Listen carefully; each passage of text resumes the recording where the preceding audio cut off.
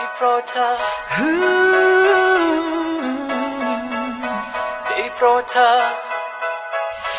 คนไหนโสดได้โปรดส่งเสียงมาหน่อยอย่าให้ฉันคอยได้โปรดมารักฉันที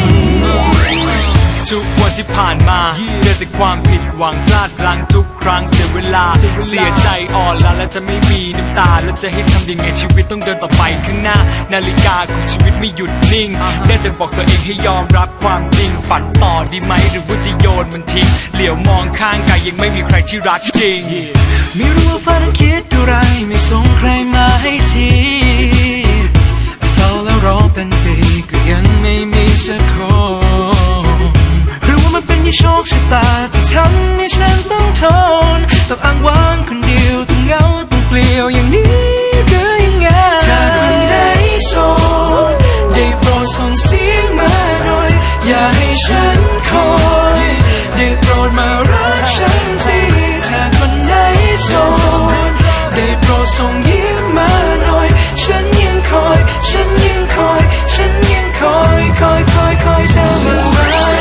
ยังยืนอยู่ตรงนี้โดดเดียวได้และจุดหมายใกล้ตายขึ้นทุกทีความเหงาไม่เข้าใครออกใครแต่ทำไมมาเข้าผมแล้วไม่ออกไปสักทีหน้าตาก็ไม่ได้แย่กว่ามาตรฐานอวัยวะครบถ้าผมก็ไม่ได้พิการแต่ทำไมเรื่องรักต้องรอนานมีไหมใครสักคนสนใจใช้บริการทุกครั้งที่รักก็ทุ่มลงไปไม่เคยล้อเล่นสักทีแต่สุดท้ายก็มีก็เจอแต่ความเสียใจ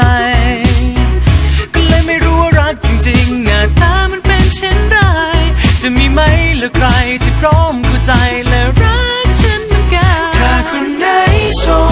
ดได้โปรดส่งเสียงมาหน่อยอย่าให้ฉันคอยได้โปรดมารักฉันทีถ้าคนไหน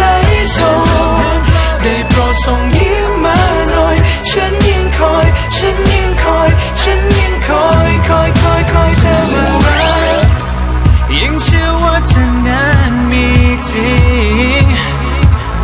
สักคนที่ไม่ทิ้งและไม่ทำร้ายหัวใจคนที่โอบกอดฉัน